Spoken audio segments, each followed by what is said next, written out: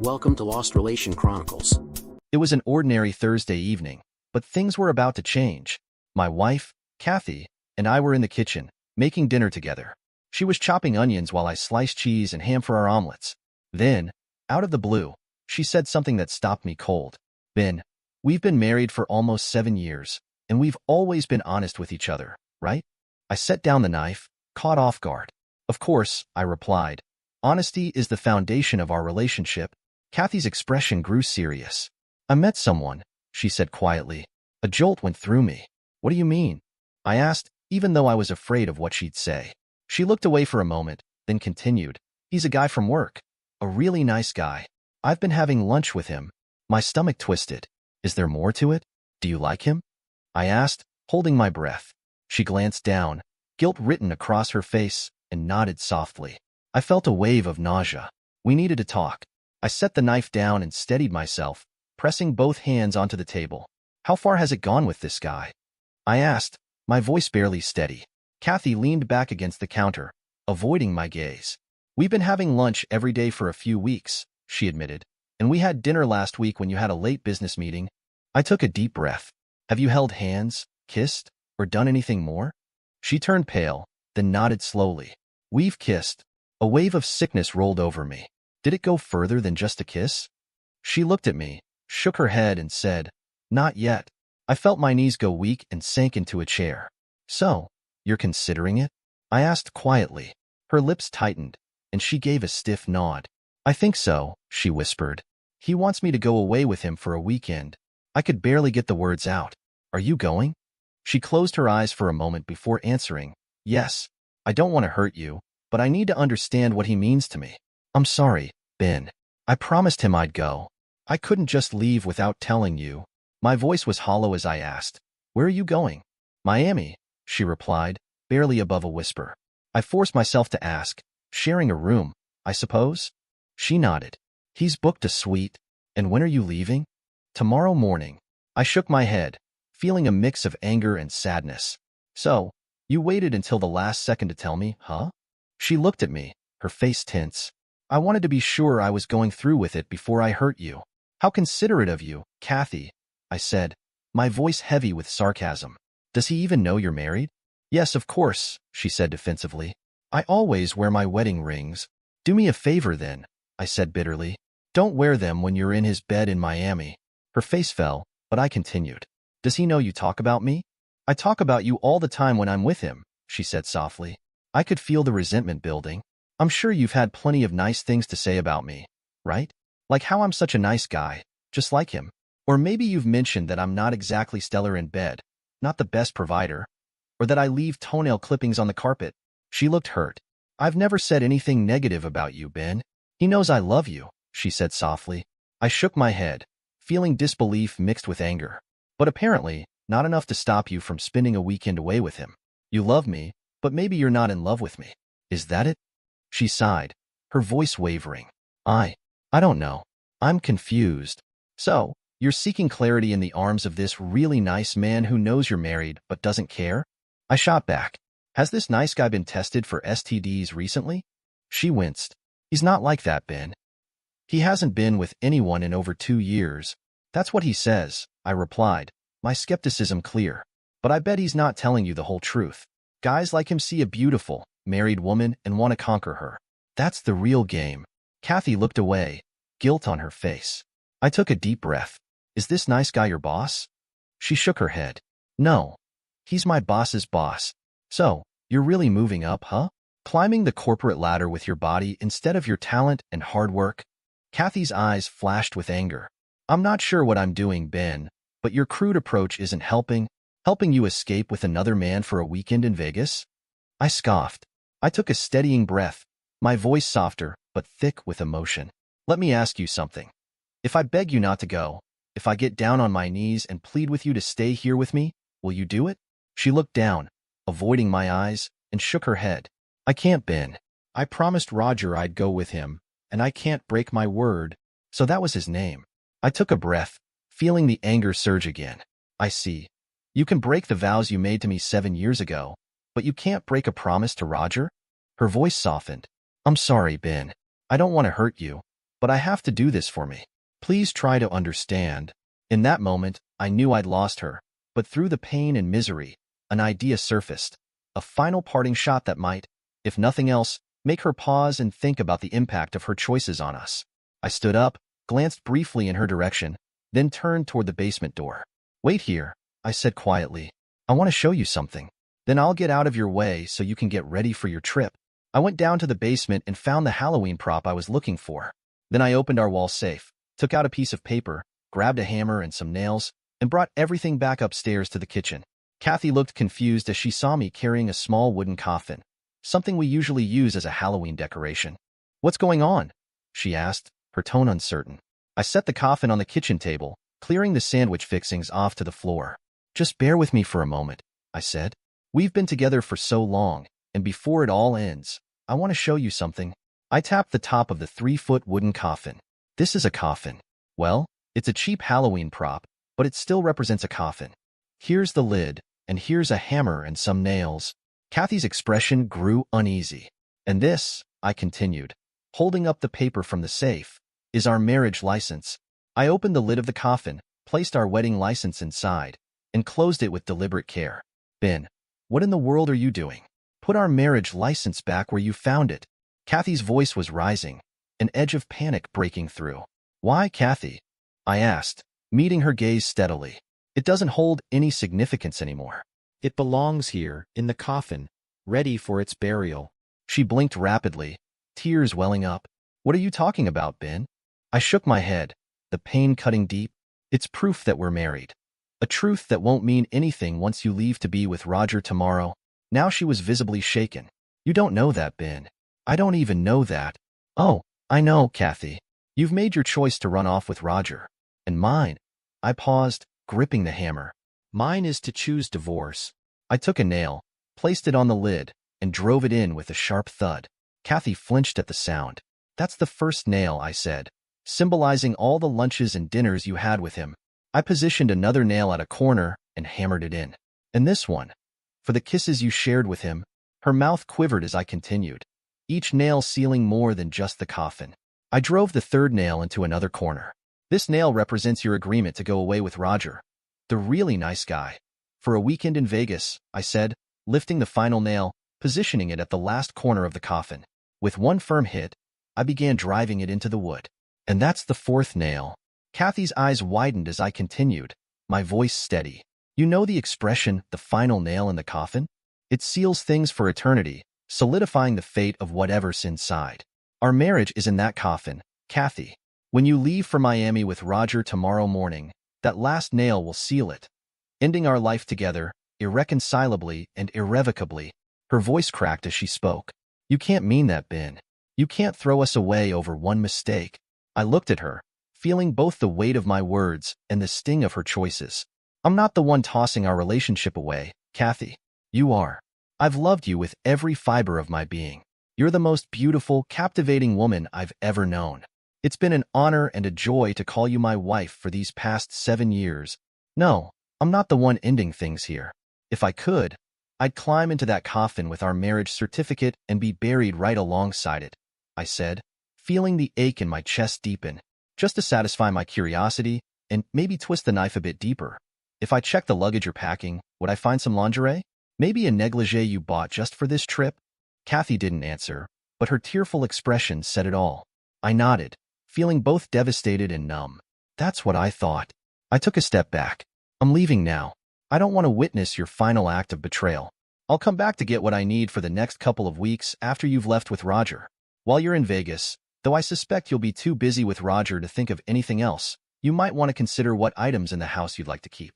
I won't be here when you return, but my lawyer will be in touch in the next week or two.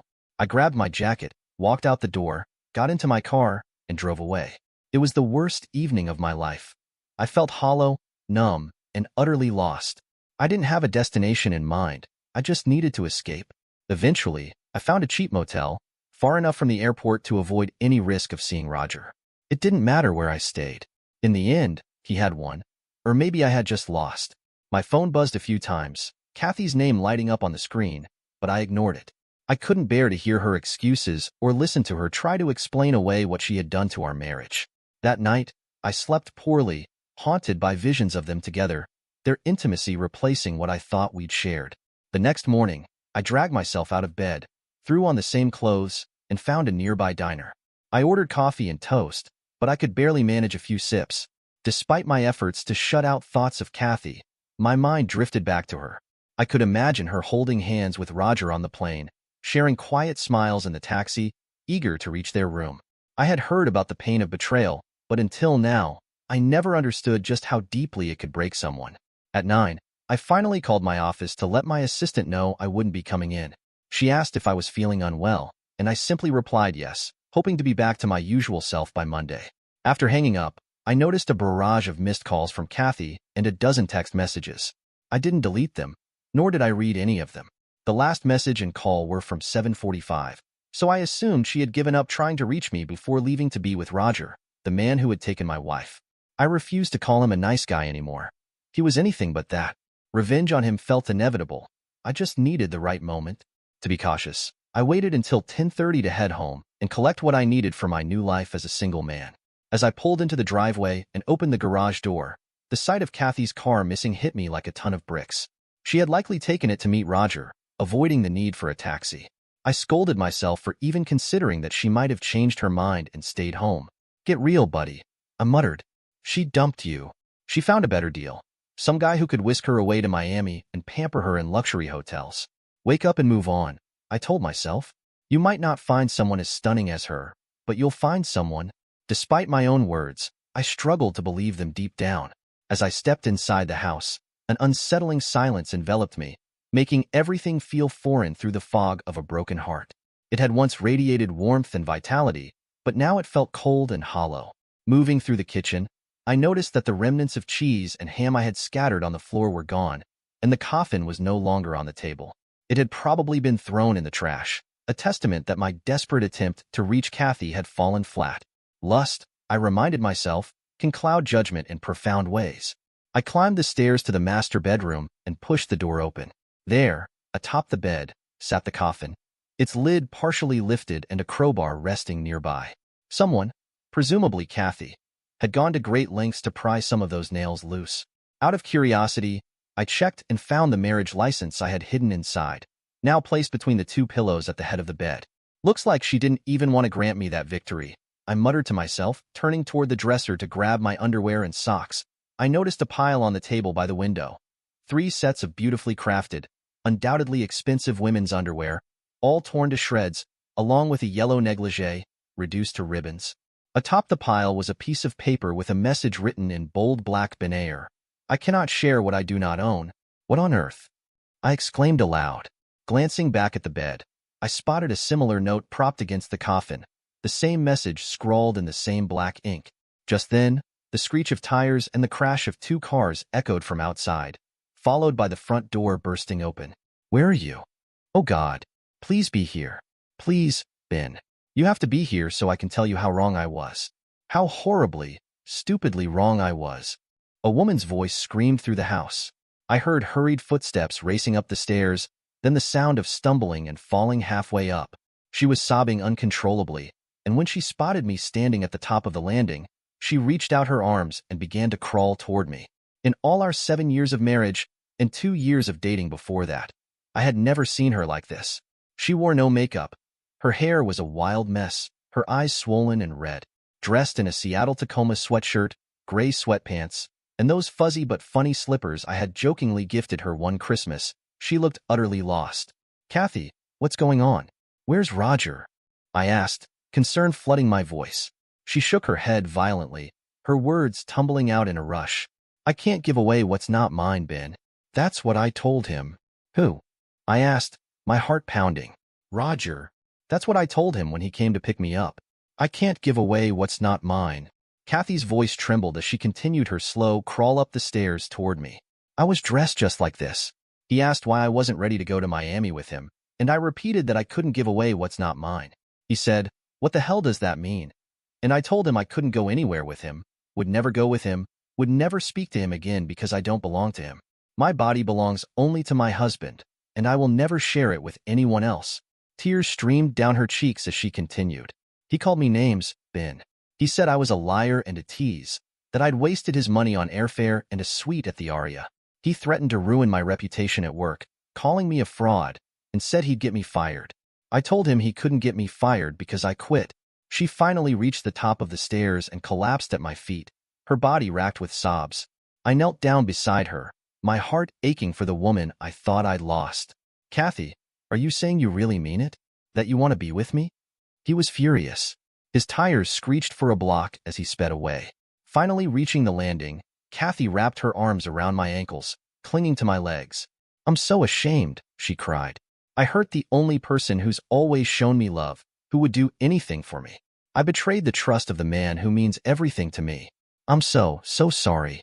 Her sobs were heart-wrenching, and I stood there, stunned, as she held onto me for what felt like an eternity, though it was probably only a few minutes. I couldn't move. The woman I adored, the center of my universe, the one I had worshipped with every fiber of my being, had shattered my heart. And now, half a day later, she was still clinging to my legs, sobbing. Every fiber of my being urged me to gather her in my arms, to express how deeply I cherished her, and to assure her that we could navigate through this difficult time together. But I remained frozen, unable to move. The events of the past 15 hours flooded my mind. While part of me believed she hadn't actually gone through with anything physical with Roger, the sense of betrayal lingered. A married woman doesn't engage in intimate lunches and dinners, share passionate kisses, or plan a getaway in Miami with another man. Though she had come to her senses before any irrevocable harm was done, the betrayal cut deep. I stood there, gazing at the woman who had, until last night, been my entire world. It was clear she was in as much pain as I was. Our marriage hung precariously on the edge of a dark abyss, and I wondered if we had the strength to prevent ourselves from toppling over. Finally, I reached down and lifted Kathy to her feet, embracing her until her sobs subsided. "Let's go brew some fresh coffee," I suggested. "Thank you, Ben." "Oh, Ben," she whispered, her voice trembling with gratitude and regret. "I think I might have damaged your car when I pulled into the driveway just now." "Yeah, I heard it. We'll discuss that too," I assured her.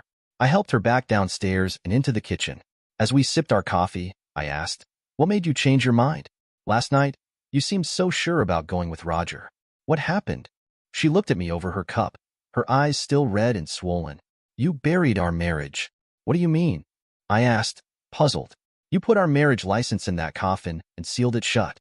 After you left, I went upstairs to pack, but I kept thinking about our marriage license trapped in that dark place. It felt like our marriage was over, like you were burying it. It was in a place with no air, no light, and it couldn't escape. Then I started to think about all the wonderful things our marriage had given us, all it meant to me. We were so happy together, and I remembered how happy you always made me." She paused, her voice trembling slightly. "I guess I dozed off," she continued, "because I dreamed I was in that coffin, in that dark place, and I felt like I was suffocating. It felt so real that it woke me up, and I knew I had to open that coffin and get our marriage out. Let it breathe again. Let me breathe again." She chuckled softly. "I never realized how well you hid your tools. It took me at least an hour to find a crowbar, and another half-hour to haul that coffin up to the bedroom and pry the lid open enough to get our license out. I felt possessed, like I had to retrieve it before you could seal the coffin shut. When did you decide not to go with Roger?" I asked. She giggled again, a sound that warmed my soul. "About 2 seconds after you left. I knew I could never go away with Roger, or anyone else. I felt so foolish and ashamed. How could I treat the only man I've ever loved the way I treated you? I tried calling you over and over, but you wouldn't answer. Then I started texting, but that didn't work either. Much later, after I finally pried the coffin lid open enough to reach inside, I thought about how I would tell Roger I never wanted to see him again. I wiped off all my makeup and put on your old sweatshirt and sweatpants.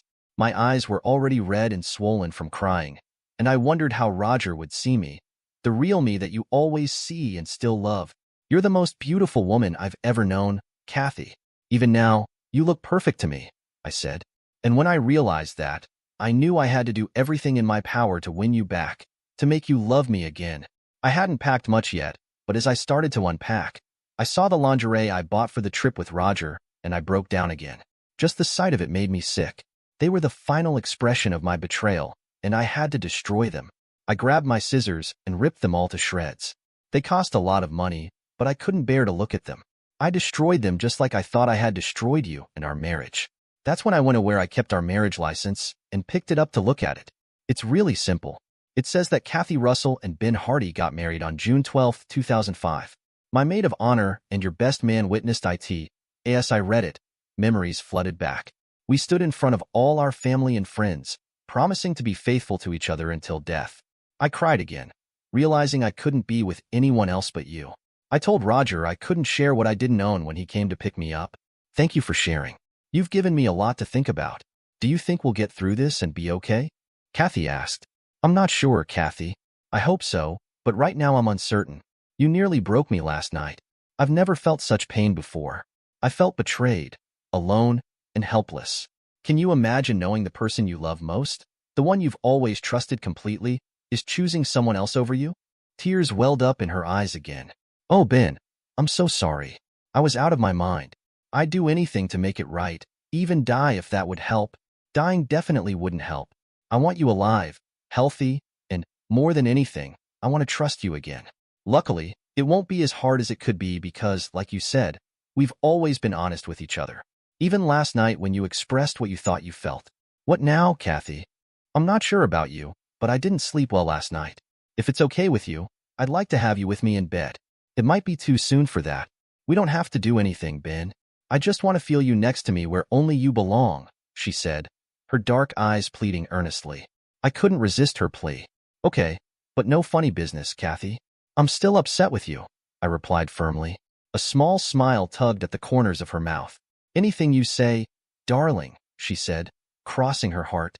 She took my arm and led me upstairs to our room. Absolutely no funny business. For a couple of months, things remained uncertain. No matter how hard I tried, there were times when that night would haunt me, leaving me in a bad mood. Kathy seemed to notice those difficult moments and would shower me with love until she became the only thing on my mind. Eventually, she decided to quit her job. When her HR boss asked her why, she opened up about Roger. Though embarrassed, she felt the need to share her experience. Not surprisingly, HR informed her that Roger, the seemingly nice guy, had 3 harassment complaints against him. As a result, he lost his job and any professional references. Kathy was allowed to keep her position and even received a substantial sum of money in exchange for not suing the company. She stayed at her job for about 6 months, and during that time, we discovered we were going to be parents. Life moves forward. Sometimes, you have to give someone a second chance to make things right, even if many would disagree with that decision. Dear listeners, please share your thoughts in the comments section below and don't forget to like, share, and subscribe.